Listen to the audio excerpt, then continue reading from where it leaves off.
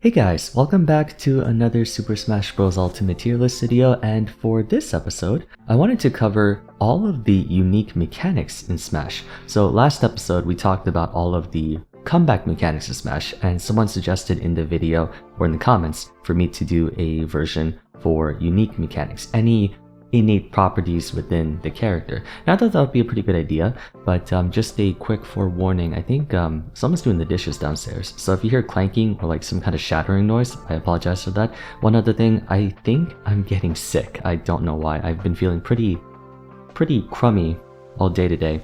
It hasn't impacted my ability to record, but in the event it sounds like I'm slightly not as energetic or jovial, that's why. So in regards to unique mechanics, it's a little bit harder for me to give a concise, balanced estimate on where it should be relative to other characters, because for some, the unique mechanic encompasses the entirety of their gameplay, whereas for others, it's just like one move or like a subset of attacks in which that unique mechanic is involved. So I don't want you guys to look at this as sort of a, oh, I can't believe you put this character above this character when this matters so much more for their gameplay. It's more just, I guess, evaluated in a vacuum if I think it was well designed, if I think it's conducive to a fun experience or at least an engaging and challenging experience for the character. I guess that could be my viewpoint on how I want to grade the characters. But anyways, let's not waste any more time. We have a lot to go over, and because there's about roughly 2 to 3 times more candidates to go through, I can't give as long of an explanation on each one, but I hope you guys are okay with that. Let's not waste any more time and begin. First character is going to be Cloud. I'm going to put him in S tier. Before you say that I'm biased as a Cloud main, I'm one of the few Cloud mains who thinks that he sucks. Or no, not that he sucks, but that he's overrated. Anyways, the reason why I put Cloud in S tier is primarily because I feel like, and I said this before in the comeback mechanics video, it's the perfect balance of kind of skill expression required and the ability for it, or the agency for it, to swing the game in his favor. What I like about Limit is that you're forced to make a choice. Do you want to keep the speed boost and the physics boost for Cloud's advantage state in neutral, or do you want to use it on a one-time move that can potentially acquire a meaningful immediate result for the game? The thing about Cloud's Limit is that not only can you charge him manually, which gives him an incentive to actually switch from an offensive to a defensive playstyle, but he gets it whenever dealing damage, taking damage, and then, like I said before, with the speed boost, you can decide which one is more important to you, if you want the physics or if you want the hard-hitting move.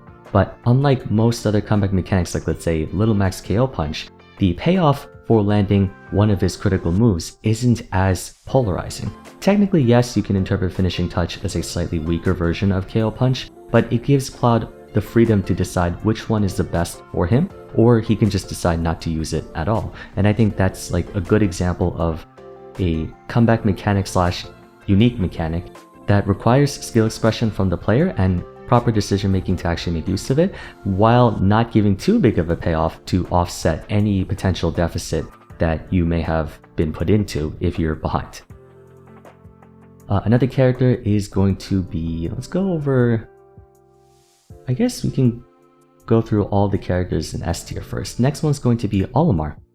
This might be a hot take. I don't know how much Sam would agree with me on this, but conceptually, I really like the Pikmin. I feel like it's cool that each one specializes in something different. Red does fire damage and is sort of your normal Pikmin. Then you got White, which if it latches onto someone, does the most damage over time out of all the Pikmin. A lot of it actually. However, the trade-off is that it does the worst amount of damage in terms of actually like whacking someone with it. Purple Pikmin is the opposite. It can't attach onto anything, but it does a ton of damage. Then you have the blue Pikmin, which is really good for throws, yellow Pikmin, which applies hit lag and more hit stun. It's really cool, the interactions with Olimar and his Pikmin, and how, depending on which one you have to kind of adjust your gameplay accordingly. Some may say, oh, ultimately you just want a bunch of purple Pikmin, which may or may not be true, but I just like how well coordinated Olimar has to be in order to get the best bang for your buck with whatever Pikmin you're using. And that also plays a pretty significant role in terms of like his opponent. Like how much does his opponent know about Olimar's ability, or Olimar's capabilities, his threat bubble, what you should watch out for the most depending on which Pikmin's in order. It's a pretty cool interaction, I think. And I feel like despite how many people find him annoying, his unique mechanic is one of the better designed ones out there. And moving on with that, I actually want to say Rosalina is the same thing. I guess experientially or in practice, Luma might be a little too difficult to consistently make use of, given how easy it is to just hit Luma and incapacitate them. At the same time, it adds so much depth to the character. Rosalina's attacks on their own are not really that spectacular, right? If you look at her moves, her down air, up tilt, forward air, like forward smash, they're pretty generic brawler type moves. But when you add Luma into the mix, she creates that puppet master kind of experience where you have to figure out like, oh, okay, I have to worry about Rosalina's pressure, and then I also have to remember where Luma's gonna be, and the fact that she can operate Luma from a far distance. Like, puppet master characters can be pretty annoying in fighting games, but at the same time, they're definitely one of the more curious archetypes. And I think, even though not many people play Rosalina, when I watch, especially the Buzz, because he's the only Rosa player I know, when I watch him, it's really cool seeing how his opponent gives a lot of respect to Luma and less respect to Rosa, in all honesty. And sometimes the Buzz plays the entire stock with just Luma. It's a very interesting way to exert pressure in a disjointed / non-disjointed way. I like it. Next one in S tier is going to be Shulk. So his is a move. The Monado Arts is a move, not really a unique mechanic that encompasses all of his gameplay. However, because of how influential the Monado Arts are, I feel like it deserves to be in this list. Some may say that the Monado Arts are extremely polarizing and they give Shulk a lot of different ways to quote-unquote cheat, namely shield art, in terms of escaping hit stun. But mechanically, and I guess similarly to Cloud, it forces you to make a choice of which one you want to use and then the subsequent drawback that comes with it, right? Like if you're in Smash Art, not only can you kill harder, but your opponent can kill harder too. Same with Buster. If you misuse it, then you'll take a lot of damage. Jump, speed, what have you. Well, speed and jump don't really have that many repercussions, but you get the point. It's part of what makes Shulk such a difficult character to master, and I think it's one of the most intriguing what if this was on another character kind of moves. Everyone always says best neutral B is either Steve Block or Monado Arts, and it's for a good reason. Okay, moving on, let's go to A tier. We have Banjo. Banjo's Wonder Wing, another one of the single-use moves thing. Wonder Wing is operated on an ammo system. You can use 5 of them per stock, and I would say it's a very good thing that you can only use 5 of them per stock. The move is pretty absurd. Now, granted, it's extremely punishable if the opponent actively makes an effort to avoid it and sees it coming ahead of time, but the sheer force behind Wonder Wing is crazy. It has some pretty cheesy 2-frame potential because it's so big and it can hit people that can't stamp the ledge, like say Cloud, or even, I would say even Ness with PK Thunder, or Game & Watch. It's a cool ability to have that I think the only thing that prevents it from being an S tier is the fact that it is kind of most Banjos use it just to recover back to stage in higher levels of play. You don't really see them using it too much offensively because of how risky it is to use. And I think, it could be better, it could be worse. Joker's Arsene will be next. And I guess, yeah, Joker's Arsene overall. It's a great enhancer type move. It makes his playstyle pretty much the same, but just with more reward. However, the way they balanced his power budget is that base Joker has a pretty hard time. Base Joker, I would say, loses out to a decent number of characters, but Arsene Joker is supposed to make up for that in small bursts. It's just, can you make up the difference if and whenever you're put into a disadvantage and need to get Arsene?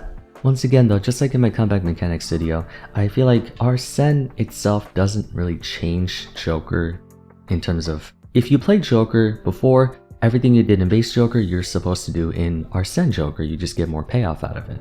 I guess it's more of a fluctuating power spike, which is okay, but at the same time, I don't really think that Arsene causes as big of a dynamic difference compared to Shulk, Shulk's Monado Arts, or Cloud's Limit. So that's why I'm putting it down in A tier.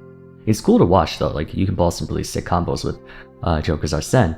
Could it have been designed a little bit better? Maybe. Next, we're gonna put the fighting game characters. So I'm specifically referring to Kazuya, Ken, and Ryu's input mechanics, with their down, left, A button, or whatever. Same with Kazuya. I know he has Rage, which is its own unique mechanic. I still will put Kazuya's Rage in A tier, kind of like how I did for the comeback mechanics, but I'm mostly referring to the button inputs. They're cool. They're part of what lends credence to the difficulty of the fighting game characters, and partly why I feel like it's somewhat acceptable, or rather tolerable, for their input moves to be so ridiculously strong. Like Ken's Shoryuken can kill you at like freaking 80, or Ryu having a really busted Hadouken that does like 200 damage in 5 hits. It's kind of annoying to be on the receiving end of it. At the same time, having to use those mechanics or those different inputs is what makes the character so rewarding, because if you just press the B button, you don't get much out of it. Same with Kazuya. He's obnoxious, of course, the 0 to death, touch of death combos, but the fact that electric Wing Dot Fist is a pretty difficult input to consistently get.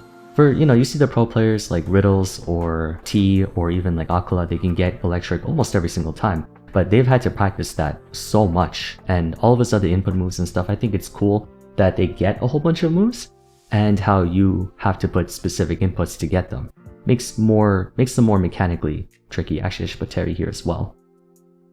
So these 4, just their special moves, it's pretty cool. Next one's going to be Marth and his Tipper. I don't think people really consider this a unique mechanic, but I do. I like it.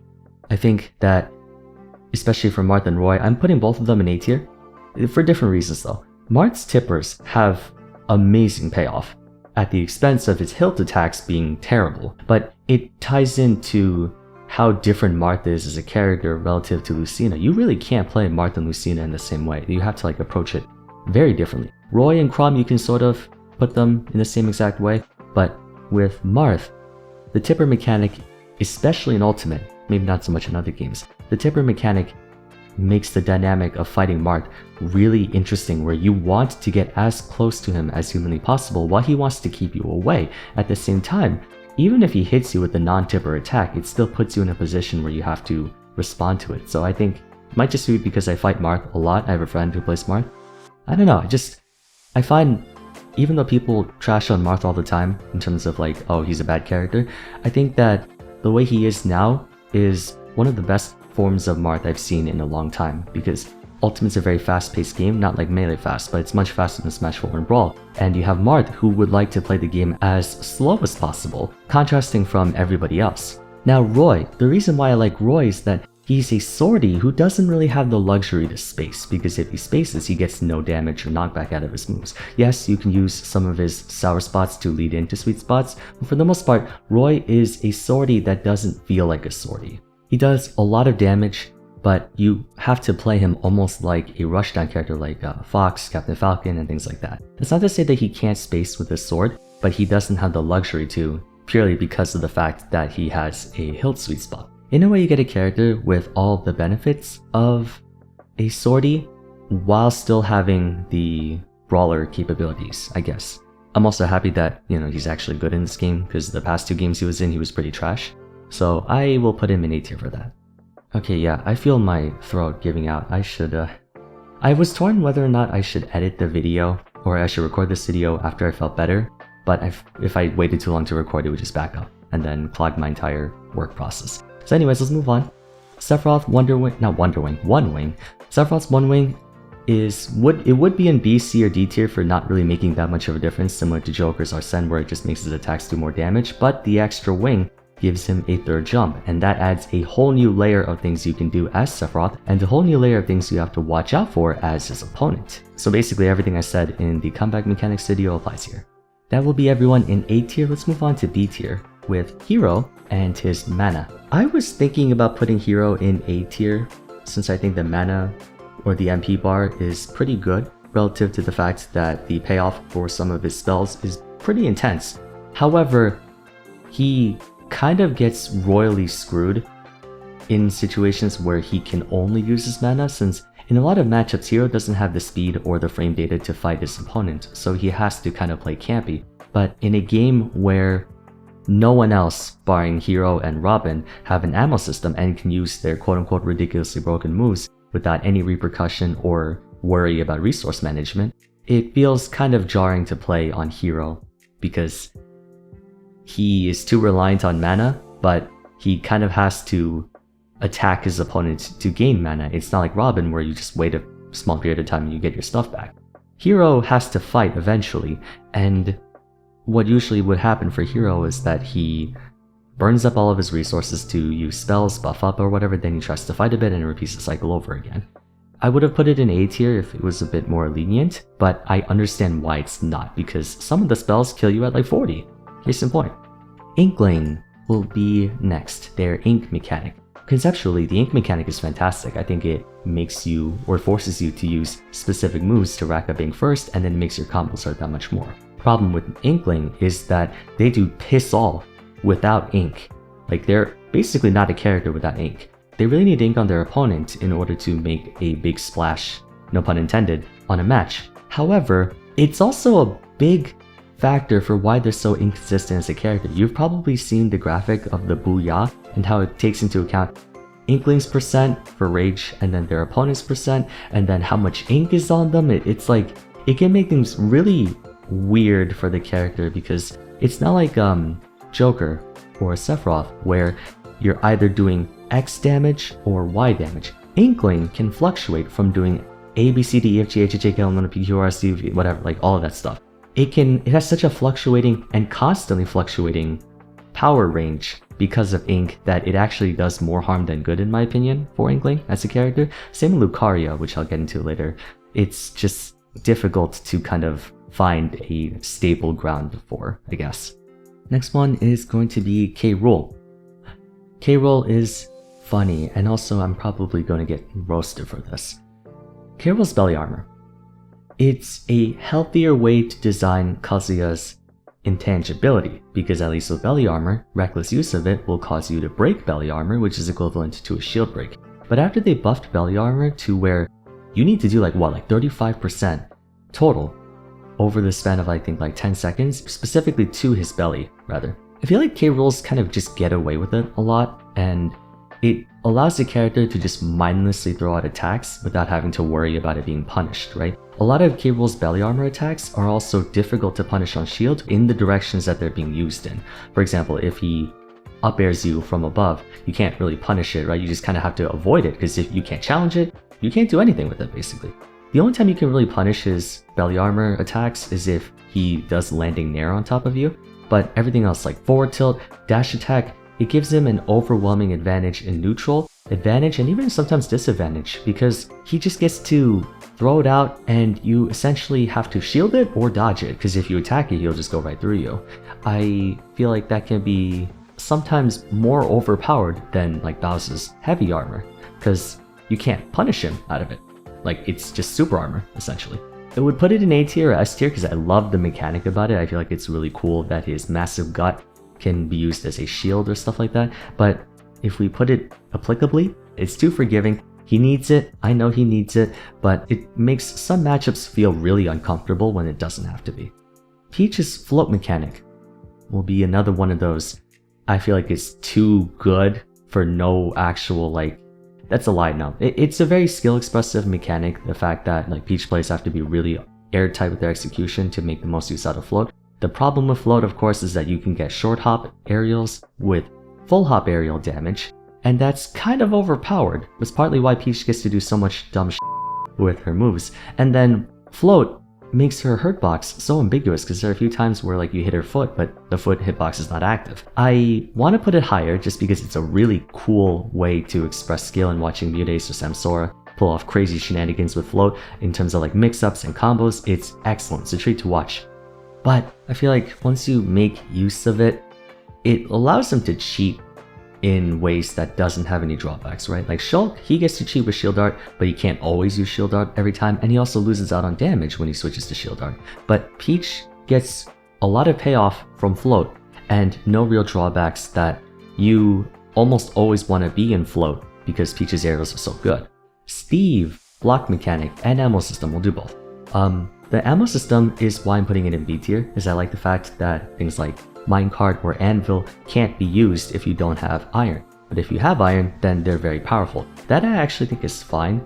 Like, yes, anvil can kill you at like 70 if you DI incorrectly, which is frustrating, or powered minecart can be really, really annoying to have to deal with because it's a command grab, it's a projectile, it's a burst movement option, and all that stuff. But the fact that if he has no materials and you continuously keep him out of materials, then the threat of those are gone. So I put that in S tier if that was just it. But then you have the fact that he can place blocks in a platform fighting game where there's limited range of space and places you can stand on, but he doesn't follow that rule. He ignores it by just making his own platforms. That should be D tier. Pretty trashy design, and it lets him cheat in so many ways that I want to put it actually in C tier, but I think the limited ammo system for some of his attacks is perfectly fine. Moving into C tier, we have Ice Climbers. Nana is what makes Ice Climbers such a fun, funky, and weird character to watch, but she's also the source of all of their problems. Really stupid AI sometimes. If you lose Nana, you're basically dead, because Sopo, I know people like to meme on Sopo for being the real buffed character, but you know, it's just, Ice Climbers is only a cheesy character. Not saying that Big D is not a good player, he's a fantastic player, but I meant like, you know, I think even Big D acknowledges that Ice Climbers can be really cheesy, really degen at times. So I can't really find anything redeeming about it, but at the same time, it's not the worst mechanic out there. Little Max KO Punch, I will say this, similar to Cloud, where it's a one-use big boom move that can be used to change the dynamic of the match, but because of how massive the payoff is, it polarizes the match too much in a way that it makes fighting Little Mac unpleasant. And even in some cases, playing Little Mac is unpleasant. If you want to know more about that, you can go check out my comeback mechanics video where I talk about Little Mac in more detail. Lucario, same thing. Basically, he is so overly dependent on a constantly fluctuating mechanic or a constantly fluctuating power scale that it ends up hurting him more than helping him. Yes, when he's at 160, he can go for like a YOLO forward smash or force bomb and kill you at 20, but until he's at that point, it can be really difficult to make use of his aura, and Armadillo verbally expressed how he wishes it would be more consistent, because not only does aura fluctuate when you're at low percent or high percent, but it fluctuates whether you're ahead or behind too, and that can be difficult to formulate a game plan around when the X factor is always changing. Next one is going to be Robin in C tier. The unique mechanic, being their ammo system, is nothing but a detriment to them, and it should not exist. I understand why it's there, right? Because you have Fire Emblem tomes and stuff like that. Fire Emblem weapons have durability. When the durability runs out, it breaks, which is cool, but no other Fire Emblem character has a limited ammo system. Now you could say that's because they use unique weapons, like Kroll uses Falchion, Marths uses Falchion, Roy uses Binding Blade, but the thing about Roy's Binding Blade is it's actually got a durability in Fire Emblem 6. So in that case, Roy's blade should break as well. Like, not every Fire Emblem character has a weapon with infinite durability, but for some reason Robin is the only person who has to pay this tax. And it's not even that Banjo's Wonder Wing, where it's so absurdly powerful that it has to be limited, or like Steve with Minecart and Anvil. Like, Robin's specials are not that super duper crazy. They're good. They're just not like, I don't understand why they're the only character who has an ammo system when no other Fire Emblem character does. So it's not that it's Robin's unique mechanic is poorly designed in the sense that it's not fair, as opposed to, like, you know, fighting K. Rool is not fair. No, it's poorly designed because it hurts their viability for no justifiable reason. And before you say, oh, it gives you an item to throw, okay, cool, I would rather have a move I can spam forever than one that forces me to have no move in that slot, and then I just get a throwable item. By that logic, Diddy Kong and Rob, you know, they can get an item anytime they want. Alright, that's gonna be C tier, which means the remaining characters are gonna be D tier. Bayo and Mithra, Foresight, and Bat Within. I'm sorry. Bat Within is not as egregious, Foresight is terrible, but I feel like the fact that they essentially have frame 1 air dodges is kind of stupid. Especially because they are put in an advantageous position after they dodge the attack, when they shouldn't be. It's really, really annoying, especially because they can also use it in neutral, right? Like, Mithra can roll out of a Foresight or do something, and then while they're slowed, they can go for an attack. I don't like it. This is my personal preference, I don't like it. It may not be the most offensive mechanic compared to, like, let's say KO Punch or Nana, but personally I find that it just gives them a privilege that is so... yeah. Next one's Min Min. Delete her from the game, please. I don't like her. No one likes Min Min. No one likes fighting Min Min, rather. I don't care what people say, oh, this character beats Min Min. No character should be allowed to hit you all the way across the screen with attacks that are non-projectile, non-counterable. Because of how far it is, and because they are disjointed, like sword attacks essentially, you can't even counter Min Min's arms, or you can't even reflect Min Min's arms. She just gets to hit you from all the way across the screen, at no cost or no risk to her own life. This character just should not belong in the game. I'm sorry. Last one will be Pichu. The self-damaging mechanic it has a purpose, or rather it has an origin to it. Pichu is not in control of his lightning capabilities or his electricity, so that's what causes him to damage himself. Pichu damaging himself would be fine if he wasn't the lightest character in the game. Because he's the lightest character in the game, taking damage is really stupid. I would understand if Bowser is so strong that he hurts himself, like he's so reckless with his weight that he ends up hurting himself if he like hits too many of his attacks. But he's a heavy guy, right? He's the heaviest guy in Smash. He can take the damage, and maybe in some cases he wants to take the damage. But Pichu, you damage yourself, you probably deal more damage to yourself over the course of a stock than your opponent. Okay, maybe not that much. Point being, Pichu can't afford to deal damage to himself, and even if they took away the self-damaging mechanic, he would still be an easy character to take out, right? Like, I genuinely believe if Pichu did not deal any self-inflicted damage, he still wouldn't be top 10 or top 15, because he has a bunch of other problems. But that makes it even worse by dealing self-damage to Pichu. That makes it even less of a reason for you to want to play him, which is not a healthy design mechanic. It's like Robin's ammo. All it does is make the character not fun to play, or not feel good to play rather. The character is probably very fun to play. It's just that experientially it can be very frustrating, especially in a competitive setting. Okay, so that will be all for this video. Before you go like, oh, what about this character or whatever, that character, if we want to split hairs, everyone has a unique mechanic. You could say that Wario's Waft is a unique mechanic. You could say that Incineroar's Revenge is a unique mechanic. I try to focus more on... It's harder for me to kind of find a justification. Like, I know I put in Banjo, which is a single move, or I put in... What's another character with a single move or attack? Or I guess like Shulk's Monado Arts. I do it just because it's like the ammo system specifically, right? Like if you talk about Incineroar or Wario, Wario's Waft is not really an ammo system, it's more of a charging system, so theoretically he has an unlimited number of wafts if he wants to wait long enough or whatever. But I didn't want to put too many characters on here just for the sake of not having to like oversaturate every single one, plus the video is like almost 30 minutes long anyway. But yeah, we're gonna end things off here. Let me know in the comments down below if you agree or disagree with my placements. If you enjoyed the video, it would be great if you could leave a like and subscribe. Don't forget to follow me on Twitter at Vars, join my Discord server, and check out my check out my video on the comeback mechanics if you haven't yet. But till next time, thanks so much for watching, and I look forward to seeing you again soon in the next one. Take care.